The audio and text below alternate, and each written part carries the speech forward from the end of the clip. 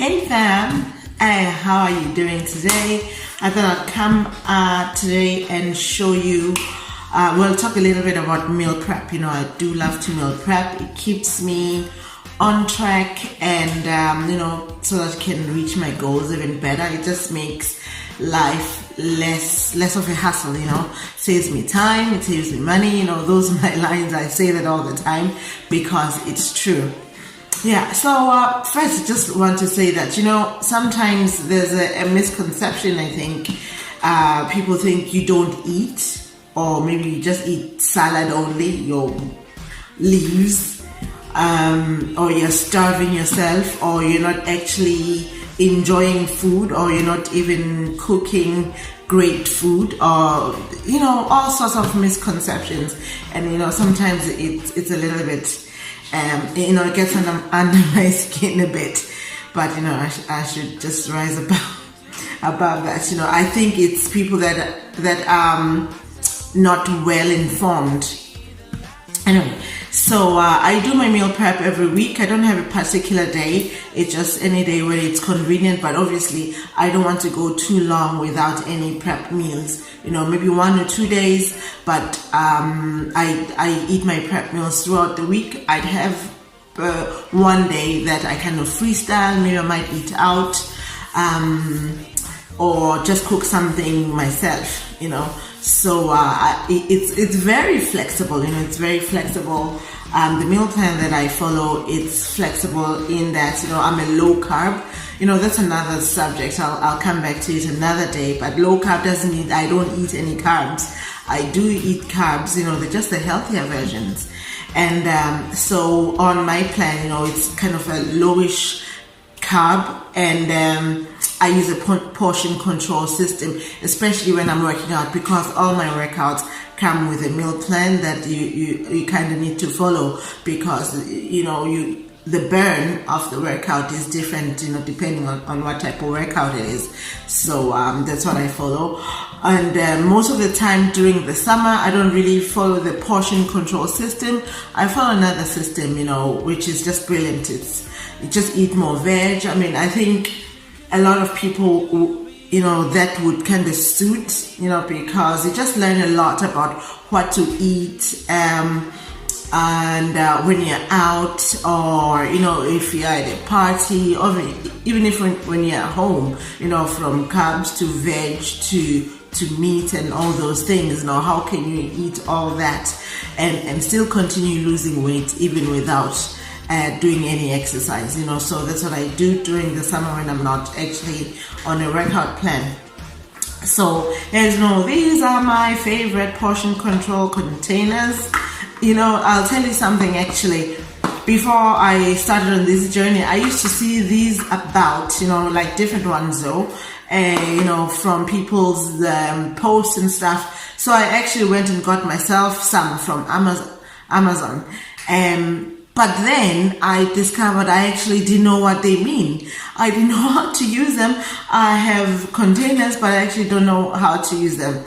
So obviously now that I am following the plan, I know what this is for, and so on and so on, and how many of these, for instance, this is for fruit, and how many of these I need depending on the meal plan, how many of these a day, so that's how I usually do my meals.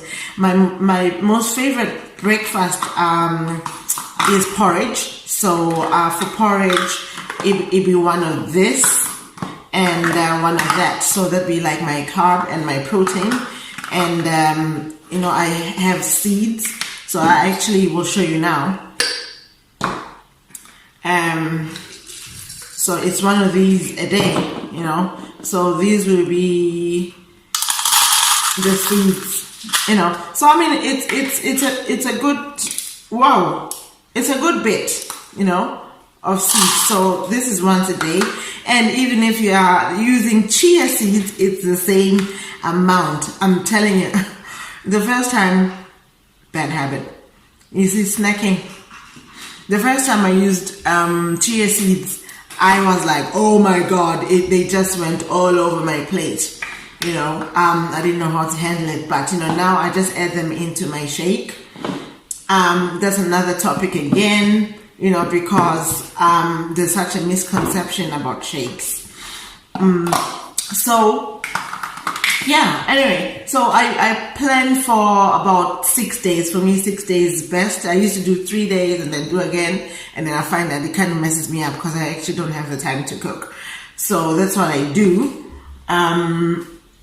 This week actually what I did was I didn't put it, they're already frozen. So when you cook your meals, put them in the fridge maybe for the first 2 days and then freeze the rest so that they stay nice and fresh, because then even if they are in the fridge, for 6 days, they'll probably go off. So you need them to stay fresh, you freeze them, so that's what I do. So it's pretty simple, if you're going to meal prep, you need to have a menu, you need to keep it exciting, and tasty. Every week, my meal plan changes, my menu changes. Unless I really, really like something, I kind of stick to the same thing, maybe for 2 weeks. So it just takes a little bit of planning. Write it down, from what you're gonna have for breakfast to lunch to dinner and the snacks in between. So I'll give you an example of what I am doing this week. This week for breakfast, I am having a portion of veg,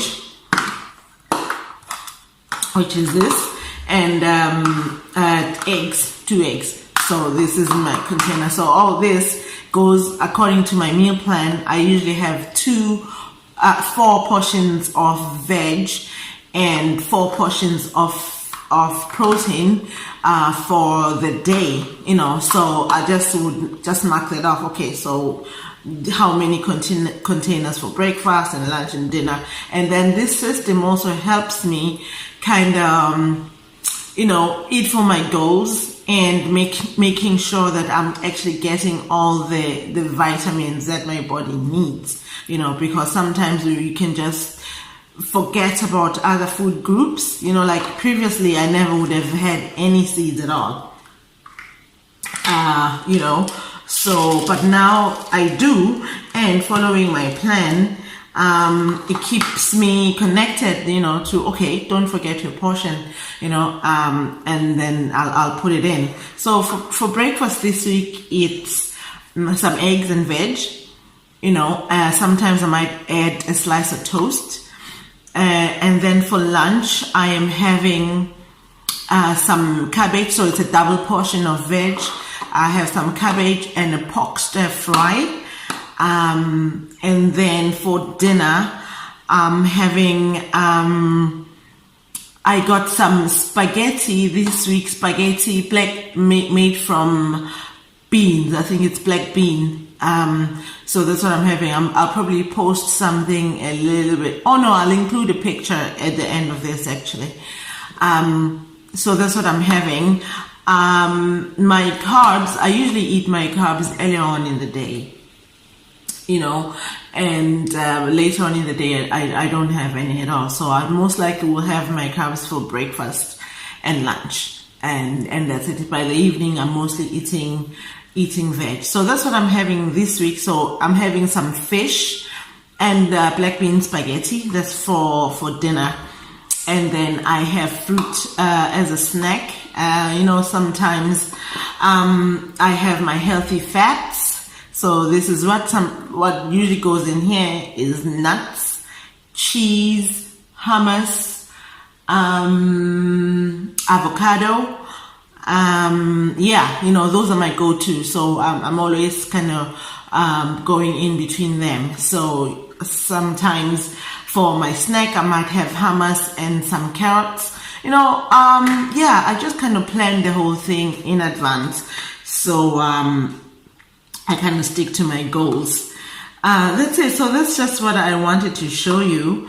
And I will include, I said I will include a picture of this week's meal plan, actually, and the other ones that I've done.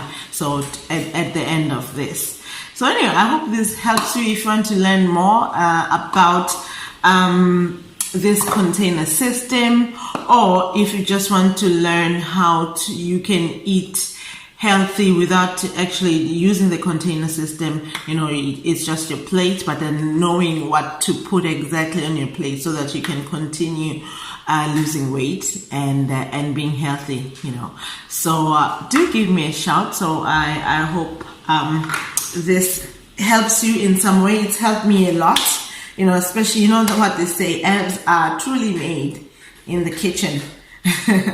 There's no two ways about it. So that's what I wanted to show you. Okay, thanks for watching. I'll see you again.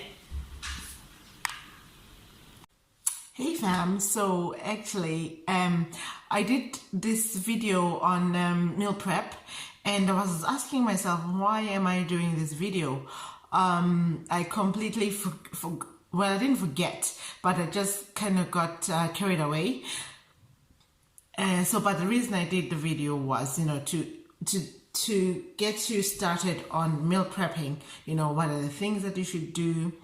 So my tips are really keep it simple, stupid, as they say. So when you're just starting out, don't be thinking about too many food groups. Plan out your menu and do the same menu perhaps for 2 weeks. Then you kind of give yourself a bit of traction, and it's a little bit easier, to shop, and you'd know if it didn't work for you or not, whether you liked it or not, So 2 weeks is kind of better that way. So number one, keep meat as meat, chicken, fish, or beef, and veg, and your carb.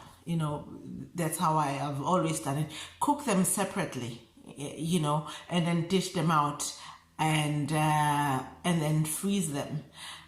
So I'll give you some tips. Anyway, do the things that you really like to eat. If you don't like fish, don't do any fish. I know fish can be healthy, but if you don't like it, don't do any fish. I do like fish actually, but I rarely do it because it's kind of tricky, especially when you have to freeze it after cooking.